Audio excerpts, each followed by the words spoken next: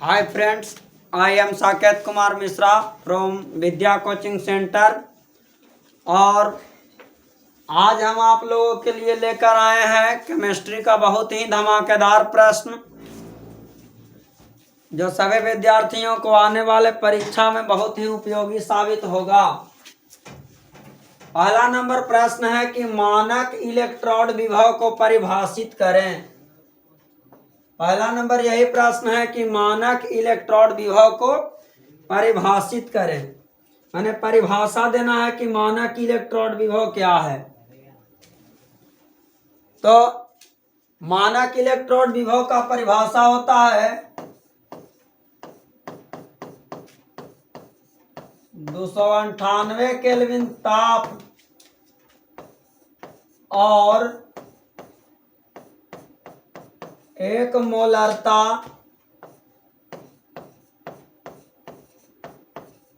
सांद्रता वाले विलयन में 1 मोलरता सांद्रता वाले विलयन में जब किसी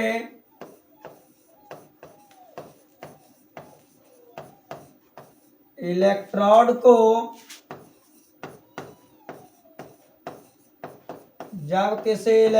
को डुबाया जाता है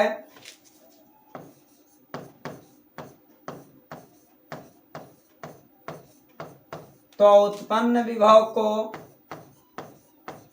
उससे उत्पन्न विभव को मानक इलेक्ट्रोड विभव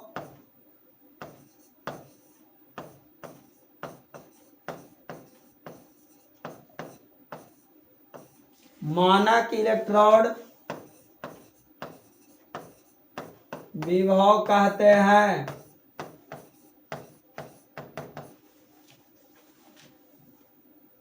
देखिए विद्युत अपघटनी सेल हम आपके सामने एक ले लेते हैं छोटा सा। ये रहा हमारा विद्युत अपघटनी सेल, ठीक है ना। और ये विद्युत अपघटनी सेल में हम ले लेते हैं एक विद्युत अपघट ले लेते हैं। मान लीजिए कि कोई हम यहाँ पे विद्युत अपघट ले लिए, जैसे मान के चलिए कि हम यहाँ पे ले लिए कॉपर सल्फेट CuSO4 ले लिए, ठीक है। और इसमें एक हम इलेक्ट्रोड डुबाए, यहाँ पे हो जाएगा प्लस वाला हो जाएगा एनोड, है ना। और है कितना, तो 1 मोलरता है, ठीक है। और दूसरा इलेक्ट्रोड जो हो जाएगा हमारा, ये हो जाएगा माइनस में जो रहेगा वो कैथोड होगा। अब ये जो विभव उत्पन्न करेगा, ये जो इलेक्ट्रोड जो है ये उत्पन्न करेगा विभव, इसी को कहते हैं मानक इलेक्ट्रोड विभव। इसे इनोट सेल से सूचित किया जाता है, चाहे प्रदर्शित करते हैं। इसे इनोट सेल से प्रदर्शित करते हैं मेरे भाई। और जब भी आपको लिखना होगा मानक इलेक्ट्रोड विभव का परिभाषा, तो 298 केल्विन ताप और 1 मोलरता सांद्रता वाले विलयन में जब किसी इलेक्ट्रोड को डुबाया जाता है, यह इलेक्ट्रोड को डुबाएंगे, एक दिन एनोड रहेगा एक दिन कैथोड रहेगा। एनोड के चिन्ह प्लस में होता है और कैथोड के चिन्ह माइनस में होता है। तो इससे जो विभव उत्पन्न होगा, विभव, यह जो इलेक्ट्रोड कार्य करेगा, कार्य करने से ही ना विभव उत्पन्न होता है। तो ये विभव उत्पन्न होगा तो इसे मानक इलेक्ट्रोड विभव कहेंगे। एगो इलेक्ट्रोड जो है से इलेक्ट्रॉन त्यागेगा और कैथोड ग्रहण करेगा, यह होता है। इन एनोड पर ऑक्सीकरण और कैथोड पर अवकरण होगा, तो उससे जो विभव उत्पन्न होगा उसी को कहते हैं मानक इलेक्ट्रोड विभव। इसे इनोट सेल से प्रदर्शित किया जाता है, माने सूचित किया जाता है। आगे का प्रश्न है कि राउल्ट के वाष्प दाब के आपेक्षिक अवनमन नियम की व्याख्या करें। यह दूसरा प्रश्न है आज का। राउल्ट के वाष्प दाब के आपेक्षिक अवनमन नियम की व्याख्या करें। ये अगर आपको आ जाएगा 2 नंबर का तो आप लोग इसका उत्तर लिखेंगे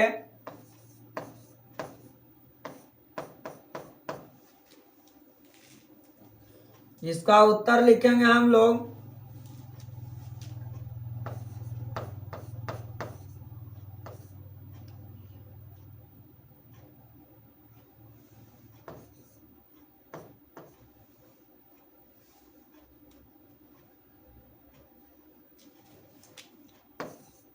वाष्प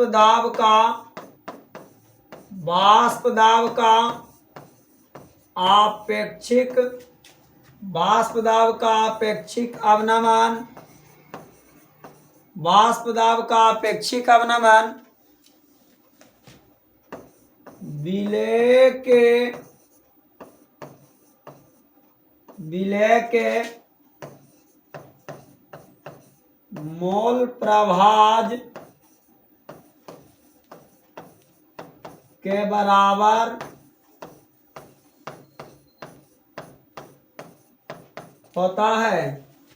ये वाष्प दाब का अपेक्षिक अवनमन विलेय के मोल प्रभाज के कौची होता है मेरे भाई, बराबर होता है। ठीक है ना,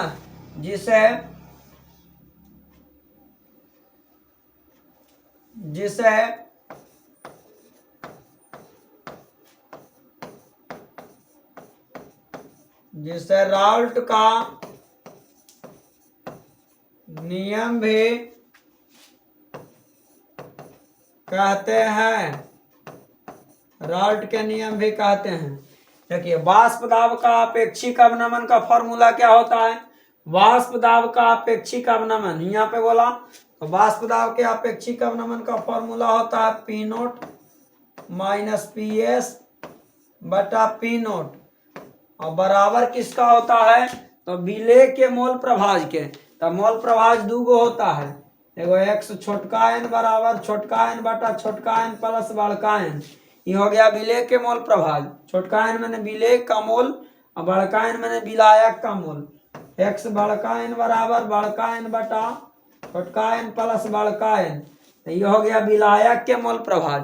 तो यहाँ पे कौची वाला यहाँ पे बोला कि विलेय के मोल प्रभाज के बराबर होता है, तो ई वाला के बराबर होता है, यानी कि एक्स छोटका एन वाला फॉर्मूला यहाँ पे लिख देंगे छोटका एन बटा छोटका एन प्लस बड़का एन। ठीक ना, यह वाष्प दाब का अपेक्षिक अवनमन और यह है विलेय के मोल प्रभाज, दोनों के चिन्ह कौची होगा बराबर, यानी दोनों मैंने बराबर होगा, एक दूसरे के कौची होगा बराबर। अब यहाँ पे व्याख्या करना है इसको, तो जब व्याख्या करेंगे तो क्या होगा, लिखना पड़ेगा जहां पी नोट बराबर क्या होता है, आपको पूरा डिटेल में लिखना पड़ेगा कि पी नोट मतलब कौची होता है। तो पी नोट मतलब होता है विलायक का वाष्प दाब, विलायक का वाष्प दाब होता है, वेपर प्रेशर ऑफ सॉल्वेंट यानी विलायक का वाष्प दाब। पीएस मतलब होता है विलयन का वाष्प दाब, यह विलयन चैप्टर से प्रश्न है। विलयन का वाष्प दाब होता है पीएस, मतलब पी से होता है वाष्प दाब और एस से किसका तो सॉल्यूशन का। तो इधर वाला के तो हो गया व्याख्या, अब छोटका एन वाला के लिखेंगे। छोटका एन बराबर क्या होता है तो विलेय का मोल, और बड़का एन मतलब क्या होता है तो होता है विलायक का मोल होता है। ठीक है ना, और यही हो गया क्या, तो यही हो गया राल्ट के वाष्प दाब के अपेक्षिक अवनमन नियम की व्याख्या।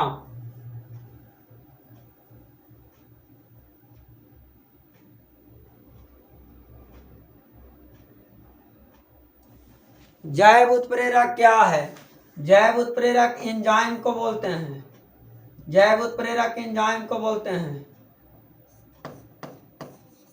तो एंजाइम को परिभाषित करिए या जैव उत्प्रेरक को परिभाषित करिए। यह प्रोटीन का एक जटिल अणु है, या प्रोटीन का एक जटिल अणु है जो जीवित कोशिकाओं में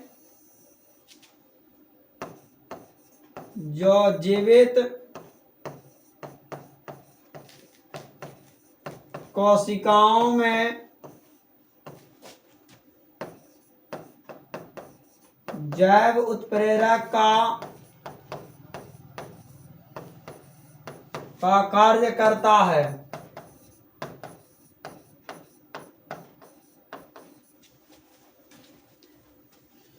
जैसे हम लोग के शरीर में भोजन पचता है, खाते हैं कोई चीज तो भोजन पचता है, फिर उससे जो मुख्य पदार्थ निकलता है कार्बोहाइड्रेट, ये सब जो हमारे शरीर में जो लगता है वो जैव उत्प्रेरक के चलते ही नहीं लगता है। अगर जैव उत्प्रेरक नहीं रहेगा तो कैसे होगा?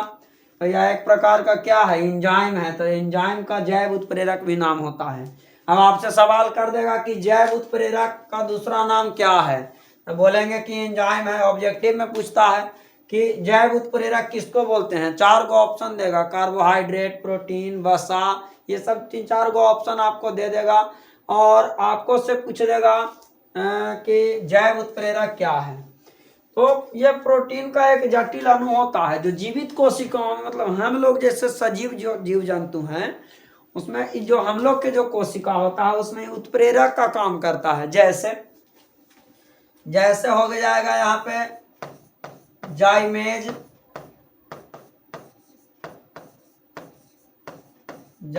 हो गया यहाँ पे, है कि नहीं?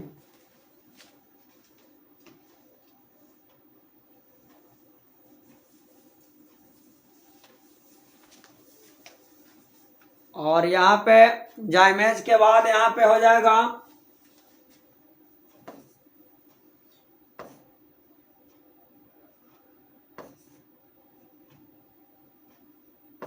इमाइलेज इत्यादि, बहुत सारा चीज होता है कि नहीं?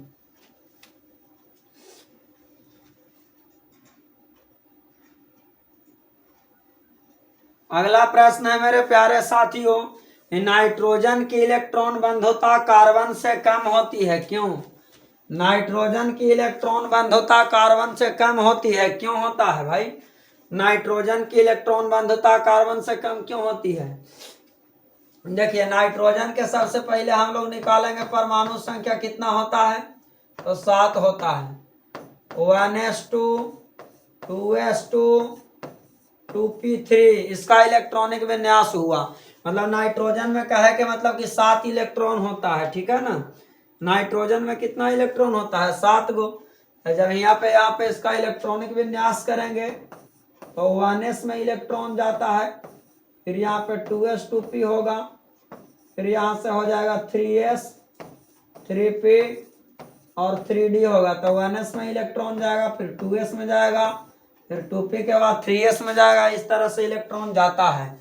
तो s वाला में कल ही बताया था कि s ऑर्बिटल में ज्यादा से ज्यादा 2, p वाला में 6, d वाला में 10 और f वाला में ज्यादा से ज्यादा कितना जाएगा, तो 14 गो जाएगा।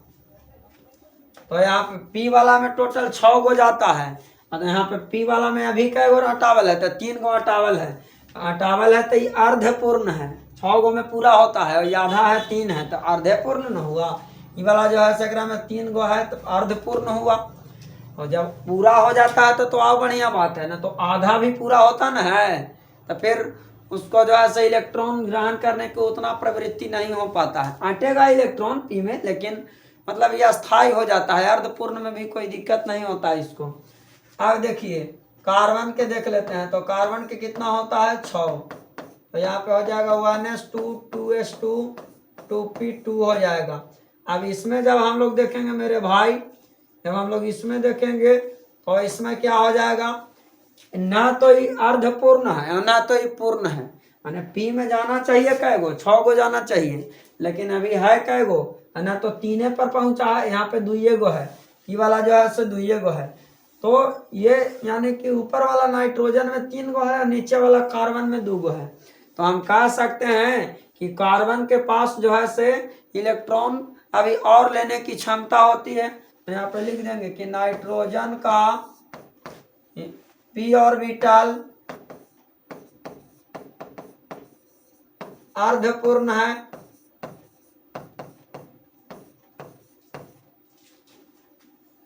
तथा कार्बन का पे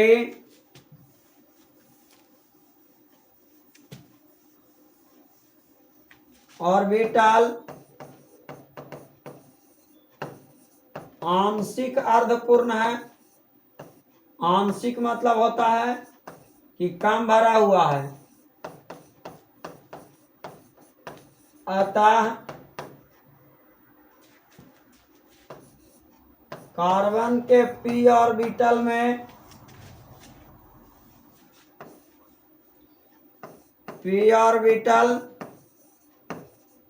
इलेक्ट्रॉन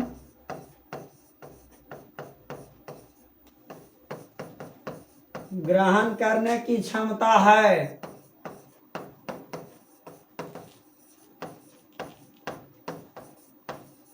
अतः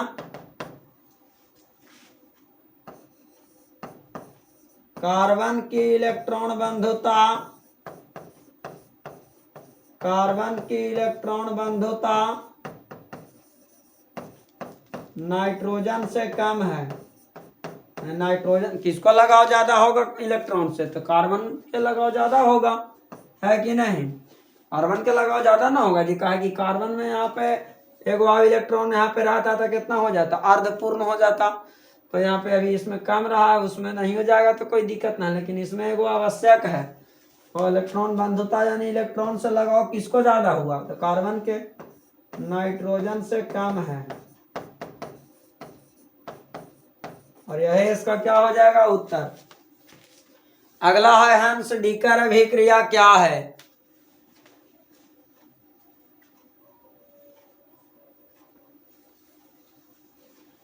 हंस डीकर अभिक्रिया आप लोग से पूछा है मेरे प्यारे साथियों। तो यहाँ पे उत्तर में हम लोग लिखेंगे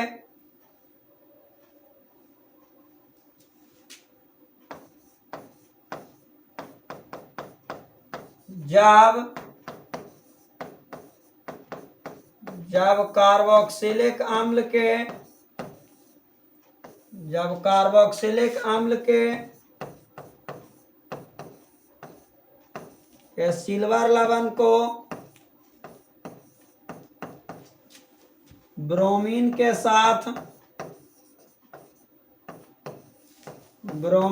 साथ कार्बन टेट्राक्लोराइड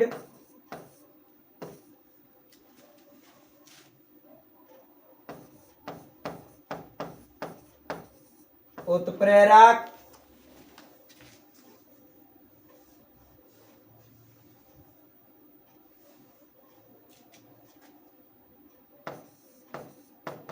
की उपस्थिति में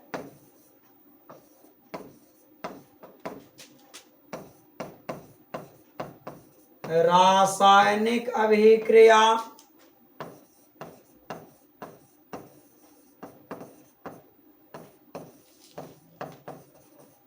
कराई जाती है। तो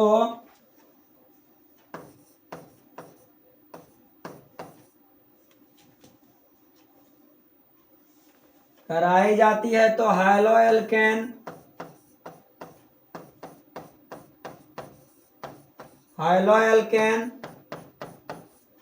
प्राप्त होता है।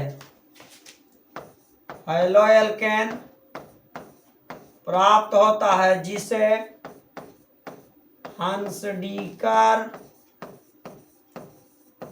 अभिक्रिया कहते हैं। जिसे हंस-डीकर अभिक्रिया कहते हैं। देखिए कार्बोक्सिलिक अम्ल के सिल्वर लवण लेना है। कार्बोक्सिलिक अम्ल के फॉर्मूला क्या होता है मेरे भाई? कार्बोक्सिलिक अम्ल का फॉर्मूला ये होता है, देखिए कार्बोक्सिलिक अम्ल आपका हो जाएगा COO अच्छा, सिल्वर लवन लेना है तो यहाँ पे Ag होगा। सिल्वर लवन माने यहाँ पे यहाँ चांदी का फार्मूला होगा सिल्वर माने। अच्छा, और कार्बोक्सिलिक अम्ल यहाँ पे लेना है तो यहाँ पे H ले लीजिए, है कि नहीं। कार्बोक्सिलिक अम्ल के हो जाएगा सिल्वर लवन। अब इसको अभिक्रिया करना है किसके साथ में, ब्रोमीन के साथ में। Br2 हो जाएगा ब्रोमीन का फॉर्मूला, ब्रोमीन गैसीय अवस्था में होता है, Br2 इसका फॉर्मूला होता है। और कार्बन टेट्राक्लोराइड, तो कार्बन टेट्राक्लोराइड के फॉर्मूला क्या होता है, तो CCl4 होता है कार्बन टेट्राक्लोराइड के फॉर्मूला, ठीक ना। और जब इसको कब्जी करेंगे अभिक्रिया कराएंगे ना तो क्या होगा मेरे भाई, बनेगा क्या यहाँ पे, तो यहाँ पे बन जाएगा Ag के साथ में, जो यहाँ पे Ag लिखा हुआ है, यहाँ पे जो Ag है पहले तो यहाँ पे CO2 निकल जाएगा, कार्बन डाइऑक्साइड। देखिए कहा है कि यहाँ पे C के साथ ऑक्सीजन कै गो है, एगो यहाँ है एगो यहाँ है, तो C और O2 मैंने ऑक्सीजन कै बार, 2 बार हो जाएगा CO2। अब यहाँ पे क्या होगा मेरे भाई, यहाँ पे CH3 कर दीजिए, है ना। हाइलो एल्केन बनाना है तो कार्बन होना चाहिए ना, तो यहाँ पे कार्बन रख लीजिए, ठीक है ना। कार्बन की मात्रा रख लीजिए, CO2 उधर निकल गया, कार्बन डाइऑक्साइड। अब इसके बाद क्या होगा मेरे प्यारे साथियों कि यहाँ पे Ag के साथ में एगो Br चल जाएगा। Br कै बार है, 2 बार है, तो एगो Ag और एगो Br चल जाएगा, तो क्या बनाएगा, AgBr हो जाएगा सिल्वर ब्रोमाइड। और यहाँ पे क्या हो जाएगा, CH3 जो बचा हुआ है, एगो Br इसके साथ में चला आएगा, CH3 सिंगल बॉन्ड Br, इसका नाम है मिथाइल ब्रोमाइड, इसका नाम है मिथाइल ब्रोमाइड। और इसका नाम है carbon dioxide, carbon dioxide, CO2 मतलब कार्बन डाई ऑक्साइड। AgBr का मतलब होता है सिल्वर ब्रोमाइड। AgBr का मतलब होता है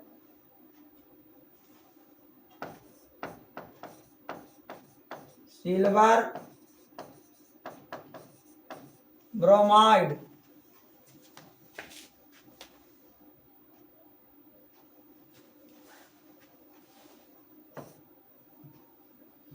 ये हो गया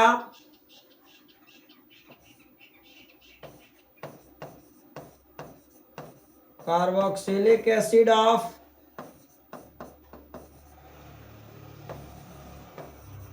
सिल्वर साल्ट। और यह हो गया क्या, Br2 मतलब ब्रोमीन हो गया। और यहाँ पे उत्प्रेरक हो गया carbon tetrachloride, carbon tetra chloride हो जाएगा, कार्बन टेट्रा क्लोराइड हो जाएगा मेरे प्यारे भाइयों। आगे का प्रश्न है कि कार्बोकैटायन क्या है। आगे का प्रश्न है कि कार्बोकैटायन क्या है। यहाँ पे उत्तर इसका होगा जब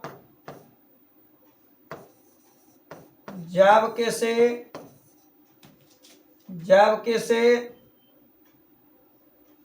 कार्बनिक यौगिक को,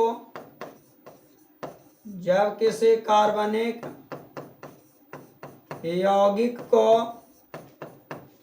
विषमांश विखंडन किया जाता है, 2 तरह के होता है, बॉन्ड टूटता है, बॉन्ड फिजन, मतलब बॉन्ड फिजन का मतलब बॉन्ड टूटना, तो होता है होमोलाइटिक बॉन्ड फिजन, समांश विखंडन मतलब बंध बनाने वाला जो इलेक्ट्रॉन होता है ना वो आधा आधा में बटेगा, और नहीं तो फिर विषमांश में एक तरफा दोनों चल जाएगा, तो एगो पर प्लस हो जाएगा एगो पर माइनस। तो यहाँ पे जब किसी कार्बनिक यौगिक को विषमांश विखंडन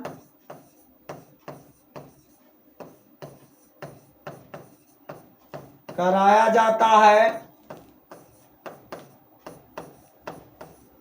तो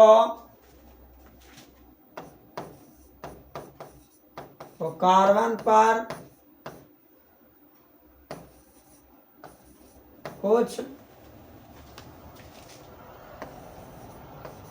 धन आवेश एवं हाइड्रोजन पर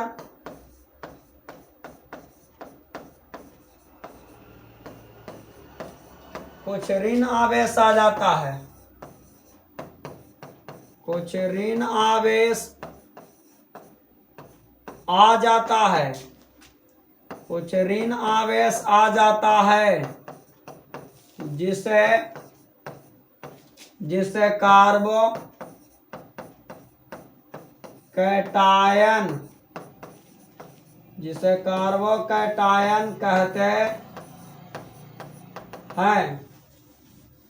देखिए मेरे भाई, जैसे यहाँ पे हम लोग समझते हैं, तो कहने का मतलब है कार्बोकैटायन समझना है, ठीक है ना।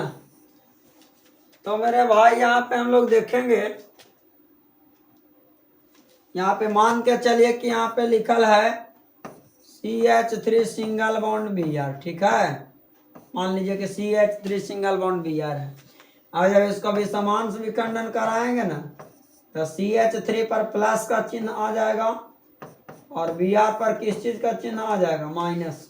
यहाँ वाला जो इलेक्ट्रॉन है कार्बन उसको दे देता है, तो कार्बन पर जो यही प्लस का जो चिन्ह आया ना, इसी को बोलेंगे कार्बो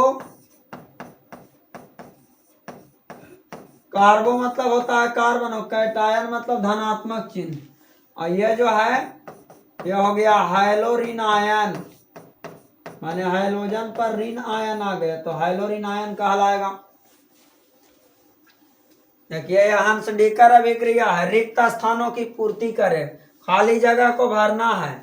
तो हम लोग अभी तो हंस डीकर अभिक्रिया में पढ़े, CH3 के साथ में क्या यहाँ पे चला आएगा, CH3 के साथ में सिंगल बॉन्ड Br चला आएगा, कार्बन डाइऑक्साइड गैस बना था, और एक Ag के साथ में Br चला आएगा। तो यहाँ पे इसको भर देना है खाली जगह को, AgBr हो जाएगा। इसमें क्या हो जाएगा मेरे प्यारे साथियों, कि जो कार्बन के ऊपर जो हाइड्रोजन 3 गो है ना, ये कार्बन के ऊपर जो 3 गो हाइड्रोजन है, तो एगो हाइड्रोजन यहाँ से लेकर के एगो Cl को ले लेगा, तो क्या बना लेगा, HCl हाइड्रोक्लोरिक अम्ल बना लेगा। और यहाँ पे क्या बनेगा, यहाँ पे बन जाएगा बेंजीन। बेंजीन के ऊपर 3 गो यहाँ पे हाइड्रोजन था, 3 गो था ना यहाँ पे, तो यहाँ पे बचा कै गो, 2 गो। और यहाँ पे क्लोरीन कितना था, 2 गो, तो 2 गो में से एगो यहाँ चल गया, और एगो जो है से इसका जो निकला हुआ H है उसके साथ में HCl चला है, ठीक है ना। इसमें क्या होगा, ये बेंजीन डाइएजोनियम क्लोराइड है, ठीक है ना। तो यहाँ से ये जो समूह हो जाएगा वो मुक्त हो जाएगा, नाइट्रोजन गैस बन जाएगा, उड़ जाएगा, और बेंजीन के ऊपर क्लोरीन चला आएगा, और इसका नाम हो जाएगा क्लोरो बेंजीन। ये N2 यहाँ से गायब हो जाएगा, ये जो N2 है ना, Cl जो है से किस पे चला आएगा, इस पे आ जाएगा। इसमें क्या होगा कि पोटेशियम के साथ यहाँ पे ब्रोमीन चला आएगा, तो यहाँ पे हो जाएगा KBr पोटेशियम ब्रोमाइड। और इस पर जो हाइड्रोजन है ना, यहाँ पे जो हाइड्रोजन 2 गो है, चाहे यहाँ से 3 गो है ना, 3 गो के साथ एगो H चला है, एगो निकाल लेंगे यहाँ से, तो एगो H निकाल लेंगे, और ओने से OH है, देखिए यहाँ से OH है, और एगो H यहाँ से निकाल लेंगे, तो बना लेगा क्या, H2O बना लेगा। अब यहाँ पे क्या बचा, यहाँ CH के साथ अब हाइड्रोजन 3 गो से कै गो हो गया, 2 गो हो गया है ना, तो 2 गो हो गया। यहाँ पे KBr इधर लिख देते हैं, प्लस में KBr इधर लिख देते हैं, और क्या बचा यहाँ पे मेरा, देखिए क्या बचा, कार्बन कार्बन डबल बॉन्ड बचा, और हाइड्रोजन 4 गो बचा, ये बन जाएगा, इसका नाम है क्या, एथीन। और ये क्या हो जाएगा, वाटर मॉलिक्यूल है, और ये हो गया हमारा पोटेशियम ब्रोमाइड। विलोपन अभिक्रिया है, एल्कोहलिक KOH के साथ किया जाता है। तो आज का क्लास इतना ही है, और ये वीडियो को ज़्यादा से ज़्यादा जो परीक्षा देने वाले विद्यार्थी हैं, मेरे भाइयों एवं बहनों, जितना भी हमसे पढ़ने वाले छात्र छात्राएं हैं, एक बार इन रासायनिक अभिक्रियाओं को जरूर देखें ताकि आपको आने वाले एग्जाम में कामयाबी मिले। जय हिंद, जय भारत। और वीडियो को लाइक, शेयर और सब्सक्राइब कीजिएगा।